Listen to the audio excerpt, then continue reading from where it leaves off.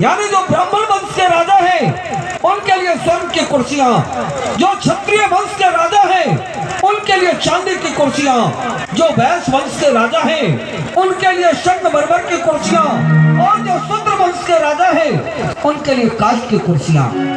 अपने अपने जो राजा जिस कौम के हैं वो अपने आसन को ग्रहण कर ले और इस तरह से शोरगुल ना करे।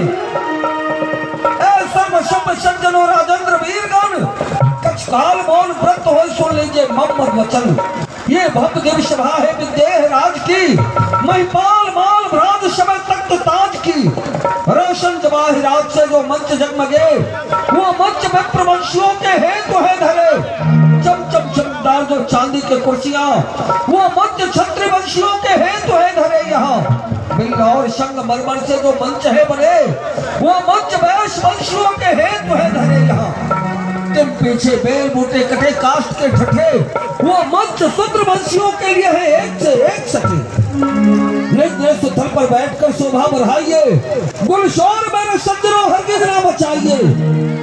आए अता कृपा किए तो यो शोर कीजिए नहीं, हर बार अन्न और चित्यों दीजिए नहीं। इस कायदे के खिलाफ जो जन पाए जाएंगे बेखौफ इस सभा से उठाए जाएंगे। जिस रूप माधुरी को है खड़े निरखते हुए वो खुद ब खुद को आ रहे इधर ही बढ़े हुए। नील कंज पुंज से जो ललाम है दशाम चक्रवर्ती के पुत्र राम नाम है। गौर से जो है चखन भला लघुमंद राम जी के है और नाम है इनका लखन लला। दोनों कुमार के मध्य में कौशिक मुनीश है शिष्ट जिनके सैकड़ों वो भी मुनीश है। स्वागत हमारी मानकर सम्मस्त होजिए, संविधान को निहार कर संतुष्ट होजिए। जो कुछ कहा मना न हो बस कीजिएगा क्षमा, बंद करता हूँ मैं अपने शुभ बयान। महाराज के जीवन की जय जयकार हो। क्या बात है महाराज ऋषि विश्वामित्र जी दोनों राजकुमारों के संयुक्त रंगशाला तक पहुंच चुके हैं। उन्हीं को देखने के लिए राजाओं में ये कोलाहल हो रही है। 88,000 शिष्यों के सम्राट विश्वामित्र जी का दोनों कुमारों के साथ आगमन हो रहा है। हाँ चलो चलो उनके स्वागत के लिए मैं स्वयं चलता हूँ। आप ब्राह्मण मंडली आमंत्रित करें, आरती की थाल सजावें और चलकर उन्हें आदर पूर्वक रंगशाला तक ले आवे। चला जाए महाराज। हर से जनक देख दो भाई, मुनि पद कमल कहे जब जाई। करता हूँ शिराज मैं प्रणाम आपको। उससे बढ़ावे आपके यश कीर्ति और प्रताप विजयराज आपका सदा कल्याण हो, कल्याण कथा सुनाए ने सब मुनि दिखाई। मैं भगवान शंकर की उपासना करता था। एक समय भगवान शंकर प्रसन्न होकर मुझसे कहा, महाराज तुम मुझसे वरदान मांगो, मैं तुम्हारे तपस्या से प्रसन्न। मैंने उनसे कहा, भोलेनाथ भोलेनाथ आप हमें वही वरदान दें जिससे निरंकार पार ब्रह्म स्वरूप मुझे साकार रूप में दर्शन दे।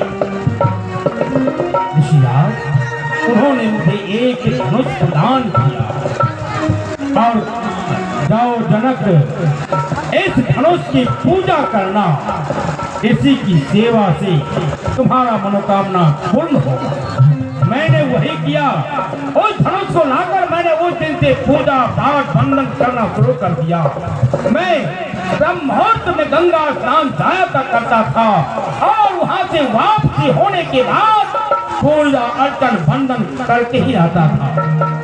एक समय की बात है, मैं गंगा स्नान को गया और इधर मेरी पुत्री सीता खेलते खेलते उस धनुष के पास गई और धनुष की व्यवस्था को देखकर घबरा गई। उसने अपने दाहिने हाथ से धनुष को उठा लिया, फिर कुछ भक्ति को चौका लगाकर पुनः धनुष को उसी जगह रखा।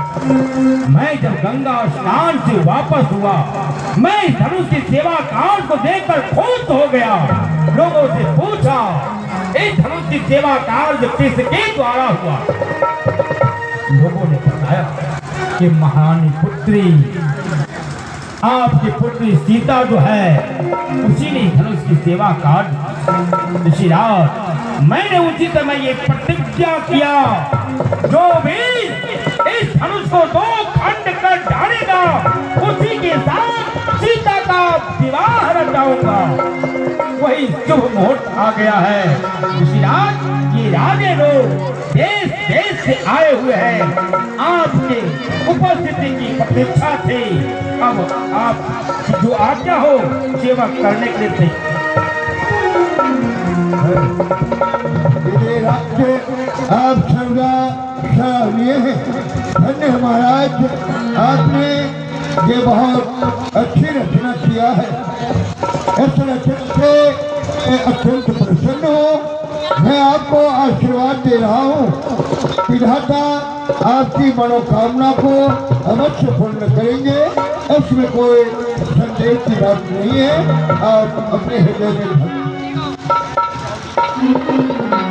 ऋषिराज, आप दोनों कुमारों के संयुक्त इस अवसर को ग्रहण करें, क्योंकि ये मंच जो है सबसे ऊंचा और सबसे उत्तम मंच है। आप दोनों कुमारों के संयुक्त इस सिंहासन पर आसीन हो जाए।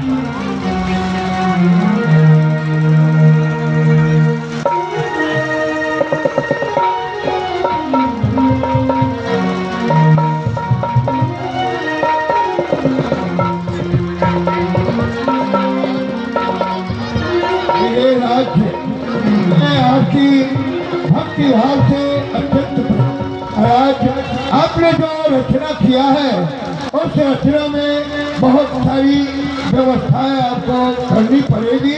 बहुत देश के राजा आपके यहाँ पधारने वाले हैं, इसलिए आप मेरी चिंता को अपने हृदय से निकाल दे और जाकर और अन्य विधि व्यवस्था जो है वो आप कार्यभार को संभाले। मुझे अगर किसी वस्तु की आवश्यकता पड़ेगी तो ये आपके सेवक हैं, इनके माध्यम से मैं आपको जानकारी पहुँचाऊंगा। हेलो सेवक, एक आवश्यक सूचना है। हमारे जितने भी दर्शक आप लोग खड़े काहे हो गए माता बहन, कार्यक्रम जब तक चल रहा है सभी आदमी, ऐसा मौका फिर कल के बाद परसों से नहीं मिलेगा, है ना? आज और कल, फिर परसों से ऐसा मौका नहीं मिलेगा। आए हैं तो कार्यक्रम को देख करके उसके बाद प्रसाद वितरण होता है, फिर प्रसाद लेने के बाद घर को जाएंगे। सेवक, क्या दिक्कत है? 12 बजे तक कम से कम आराम से बैठना है। आप ऋषिराज की सेवा में लगे रहे। इन्हें किसी वस्तु की आवश्यकता हो आप तुरंत मुझे मेरे पास आएंगे और इनकी हर आवश्यकता पूरी की जाएगी। ऋषिराज को मेरा प्रणाम हो।